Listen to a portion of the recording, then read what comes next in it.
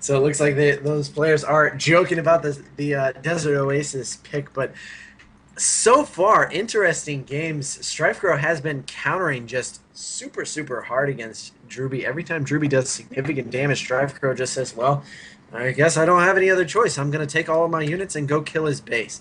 So here we are, ladies and gents, into a game number 7, something that not very many people predicted. Drewbie predicted by actually a surprising number of people to win this 4-0, and he's going to be spawning as our red Terran here in the southwestern position, and the one and only EG.StrifeCro, the blue Zerg, in our southeastern position, trying to fight his way back after being down 3-1 to Drewbie. Now he is on game 7 on cloud 9, and certainly this is why those best of 7s are so interesting. You win a best of 3. Drewbie goes 2-0, and he's like, okay, well, I'm way better than this guy because I 2-0'd him. Well, StrifeCro quickly fighting back here, and always interesting to see what happens game 7.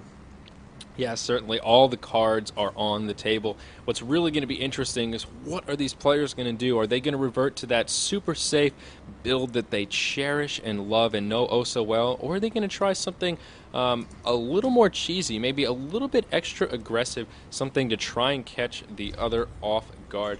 So far, it looks like StrifeCro is just going to gear up for that build that he is so comfortable with indeed. The 15 hatch first, or in this case it looks like it may be a 16 hatch, as that's what he's done in quite a few of these games so far. Pretty standard play from Drewbie as well, starting with that gas, so no super fast expand for Drewbie. Going to play it a little bit more safe. Probably going to be a Reaper opening coming from Drewbie, but what's really going to be interesting is will he opt for blue flames or will he opt for tanks? That is really going to be the executive decision, and I'm not sure which one he's going to choose. That is all interesting points to note. Drewbie will be getting that Marine out first. Usually he goes for the tech lab first if he wants to do that. StrifeCro is going to poke into the base here and see absolutely nothing, then quickly draw back there. But a 15 hatch actually coming down for StrifeCro this time, and then a 15 pool. So StrifeCro changing up his strategies just a bit, and you know what's best about him changing up those strategies is that we get to ask him about it after the game if he ends up winning. So guys, don't go anywhere after the game. After this game, we will have an interview with the winner of this Clash of the Cash series, and you guys will always get to ask him questions. Join us in Battle.net on Hypercrew or tweet questions at us. But enough of that. That one Marine for Drewbie is on his way over. A second Marine just now popping out. The factory is on its way as well. So Drewbie wants to poke up here with these Marines. Doesn't have an SCV with him, so won't be able to throw down any bunker. Just looks like he wants to use it for some scouting intel. Yeah, and he may be able to do I was going to say he may be able to do some significant damage to this Overlord, but he's just going to move up, look at the expansion, and then back up. That's all the intel he needed. Just wanted to make sure StrifeCro didn't do anything too crazy, make sure he didn't stray from his norm.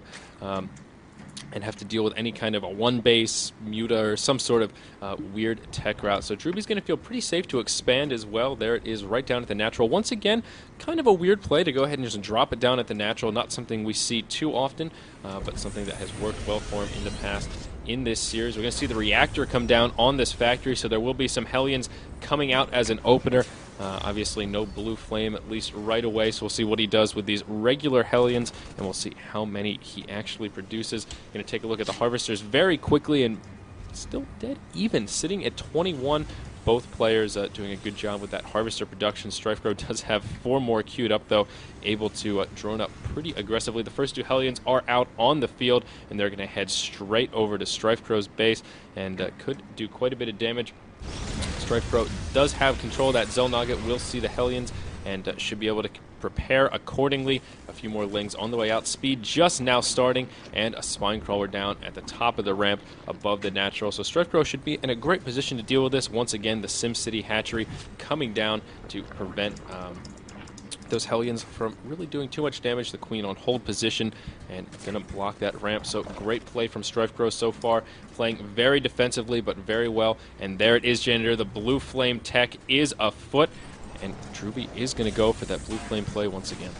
Yeah, it looks like Drewbie might be gearing up for a drop play. I'm not sure what he's going to be doing with that reactor, if he's going to give it to the starport. Yes, he is indeed going to be giving that directly to the starport. So we might see a medevac and a Viking come out here. That might be something interesting. He'll be able to pick off some overlords and start dropping into the base here. So we'll have to keep an eye on how useful that reactor starport is. As StrifeCro, as you mentioned, has some nice SimCity at the front of his base and is going to be able to poke away those Hellions from doing too much damage, but Drewbie knows this, and I think that's why he's going for this drop play. He's going to be able to do significant damage in the base of StrifeCro. StrifeCro, as you noted, was just droning up. He's got 4 more on the way, another Queen out, only 5 Zerglings out right now, and a Baneling nest going down. So all of these are very, very interesting to note, and StrifeCro is really going to have to spot this drop for it to be for him to be able to come out of it.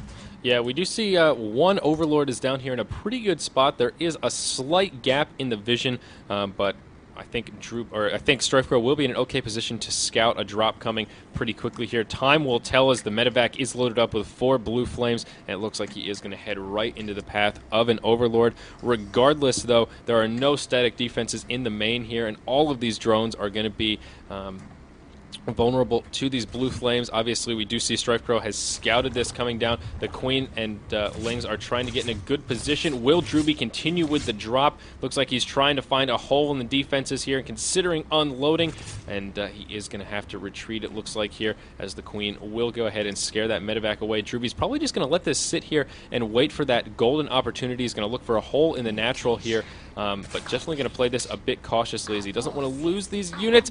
Almost dropped there, but StrifeCro with a good reaction time was able to scare it away. We do see that Viking did get 2 free Overlord kills while that was going on, so another nice play from Drewbie right there. As you correctly predicted, the medevac Viking coming out first to establish some air dominance.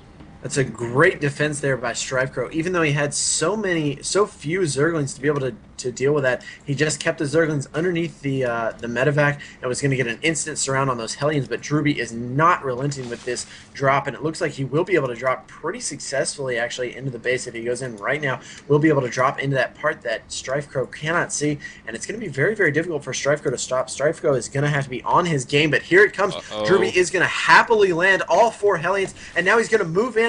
Look at all of these drones. They're just going to start dropping down. The Zerglings trying to get as good a surround as they can, but all of the Zerglings will end up falling as well. StrifeCro continuing to funnel them in, actually gets a decent surround here and forces Drewbie to back off. We take a look at the workers killed, only 7 for Drewbie, who would love to do some more, but that Spire is now complete. 3 mutas are on the way, as well as centrifugal hooks, so a little bit more standard Zerg play, but here he comes, continuing to roast up those workers. Up to 12 worker kills right now for Drewbie, and Drewbie is way ahead on the harvester count. 52 SCVs to 36 drones. StrifeCro is now moving out though with Baneling speed, Zerglings, and mutas. The previous standard in TVZ, and we'll have to see if Drewbie is actually ready for this. Siege tank is finished, but his siege tech is finished, but his siege tech is not quite complete yet, and one Zergling is going to come up here and scout it. It looks like he does scout all of these units moving out. That's going to be very, very deadly. Those Banelings could get some nice explosions here, but a great job sieging up, and oh no, the units weren't on hold position. StrifeCro now forced to back out. 75 supply for StrifeCro to 115 of Drewbie. That is going to be painful as Drewbie tries to take his third. He's going to be floating it down to that lower position outside of his main, and StrifeCro now just about has his third up and will start injecting almost immediately. StrifeCro, I would love to see him start using those mutas and force Drewbie to stay in his base. Yes, certainly. Only 5 mutas on the board, though, so he's not going to be able to do too much. We do see 7 more on the way, so perhaps with that clump of mutas, he will be able to do some harassment and force Drewbie back. But so far, Drewbie's just been doing such a great job. Looking at the units lost, and oh my gosh, Drewbie has only lost 100 resources worth of units so far. Fantastic play from our Terran player, and it's already looking a little bit rough for StrifeCro, but we'll see what he can do with these mutas. He will be harassing the newfound command center of Drewbie, currently left undefended. We do see a very aggressive stim from Drewbie coming down to scare these mutas away, but the mutas are just going to go up into the main base. There are a few missile turrets here ready to intercept the mutas, and Drewbie is going to hopefully be able to fend this off. Looks like that first missile turret will fall. StrifeCro losing one of his valuable mutas here, trying to chip away at those workers. He has now found the hole, and he will try and take down this engineering bay right here. Drewbie with another aggressive stim on these Marines, trying to scare the mutas back, and a beautiful sandwich from Drewbie will force those mutas back. Great control from Drewbie right there, and really minimizing the effectiveness of those mutas. That's right, and that's a very, very fine line that Drewbie just played there, pulling the correct amount of Marines, because if one side doesn't have the correct amount of Marines, the Mutas can just overwhelm them and then start harassing that side extremely easily. But StrifeCro right now pulled back very, very smartly and just barely got away. More Mutas are going to be joining the fight here, and it looks like he was attacking those destructible rocks. Drewbie is leaving his units back to try and deal with this the best that he can, but this is exactly what StrifeCro wants. He wants to push it into that macro game. As you can see, he's still way behind in the harvest, or excuse me, in the supply count, 153 to 120, and Drewbie unsieging his tanks now, doesn't feel the pressure of those mutas, and now he feels like he can move out pretty easily. That one Viking has been active all over the map, and now knows that a third and fourth base are up for StrifeCro. You see he's landing it, going to start harassing that. It's going to be pretty easy to clean up. StrifeCro just going to pull back some of those some of those Zerglings. The Mutalisks also coming back. I'm not sure I agree with this, and this is exactly why Drewbie is going to be able to move out pretty easily now. Yeah, that's a really interesting little distraction from Drewbie right there, using the Viking to scout around the map and then forcing some of those